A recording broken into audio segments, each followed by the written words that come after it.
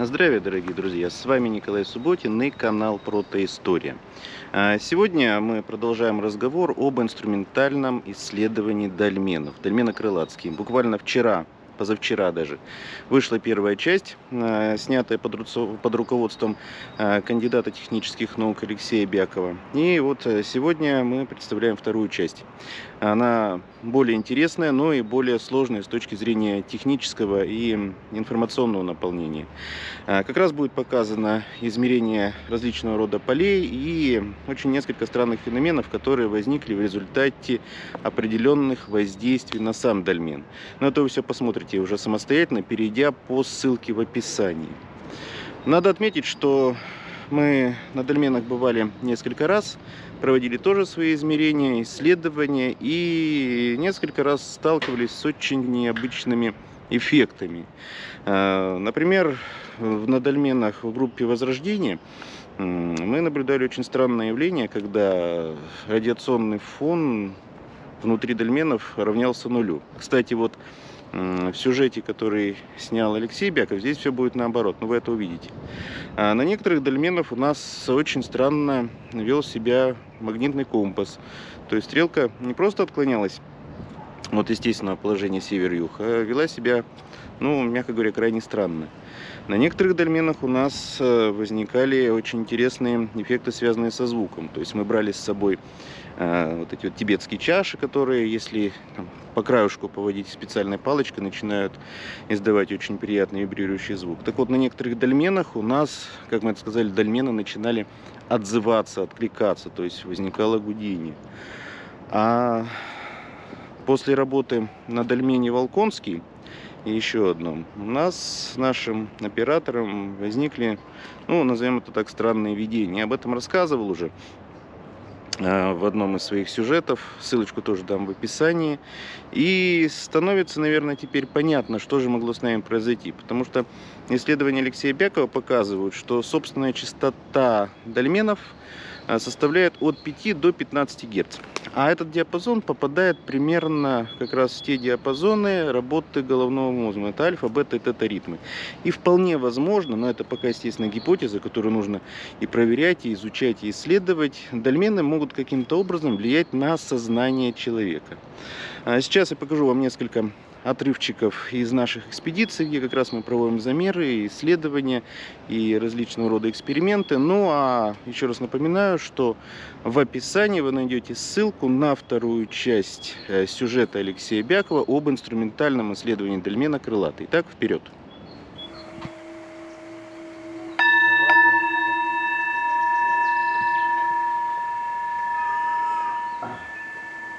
Он снижается из-за нас. Большую возьми чашу, большую.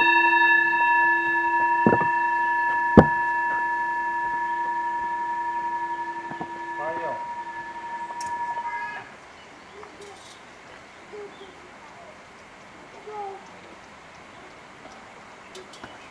Из руки убери все.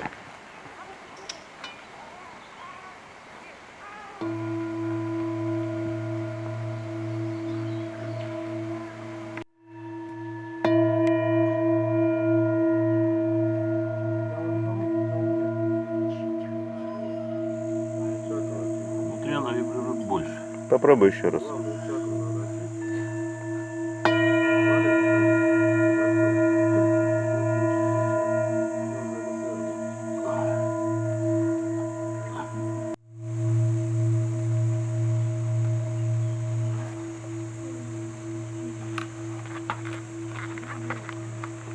Жалко, жены не нашли меня.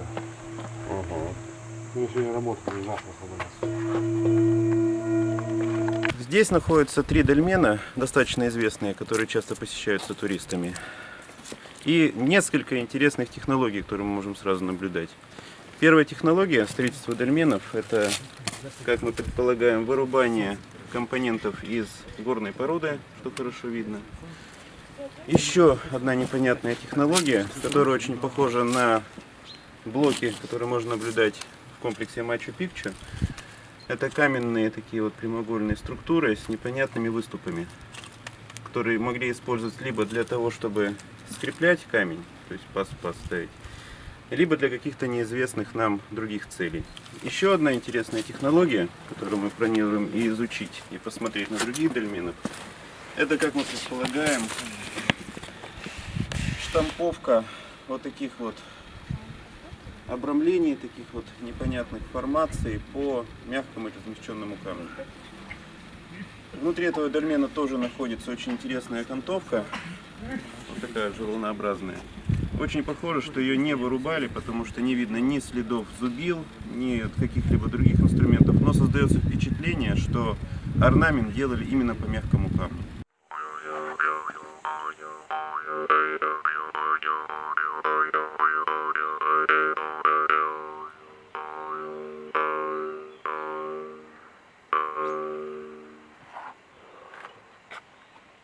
Как-то так, вибрации настраивать можно.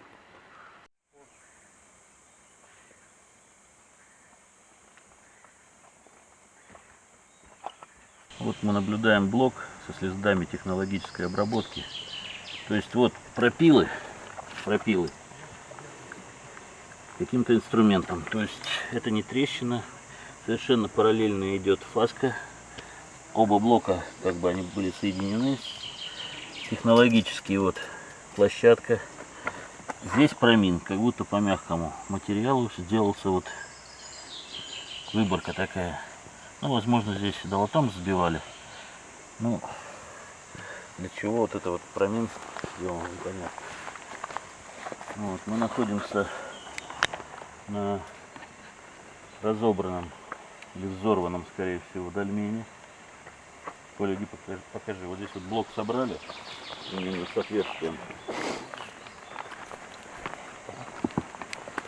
Вот, то есть отверстие.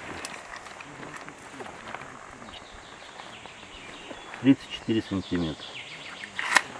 Ну, плюс-минус, конечно. Не цельный блок. Был разорван, скорее всего. Это самое, прокомментируйте размер. Какой размер, Игорь? 31,4. 31,4, стандартно. Что у нас с компасом? А вертикальный? Ориентация по старому северу. Как раз смещение ровно вот настолько.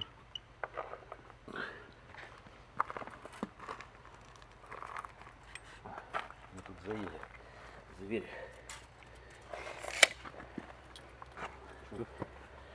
Что показывает? Он пока вообще ничего не показывает.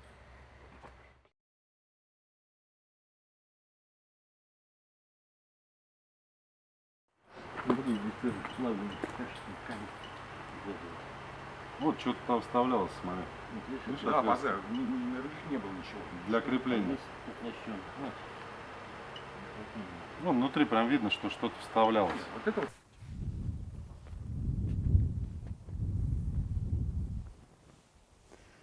Один из немногих сохранившихся полумонолитных дольменов с крышкой. Опять видим следы какой-то непонятной пластилиновой технологии.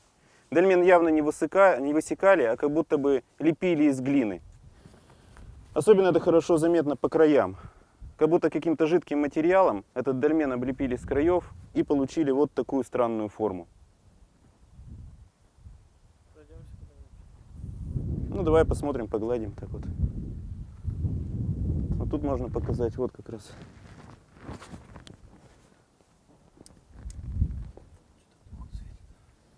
А вот тут, кстати, как раз следы смешанной технологии. Вот здесь, походу, все-таки его подтачивали или поддалбливали, но только непонятно, в какое время это делали.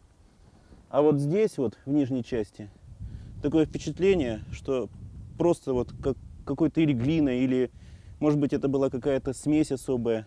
Дольмен просто вот как формировали, лепили, как из куска пластилина, который потом застыл.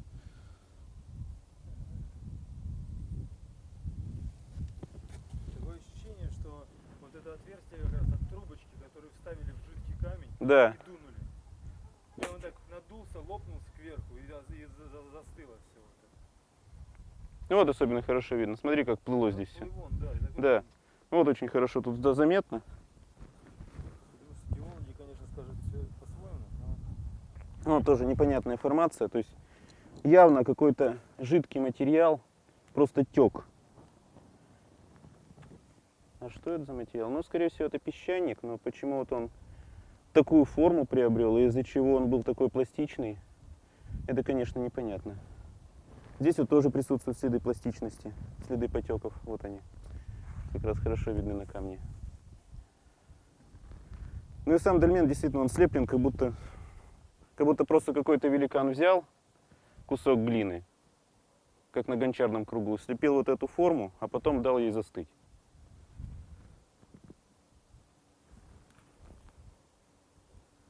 Где ты увидел?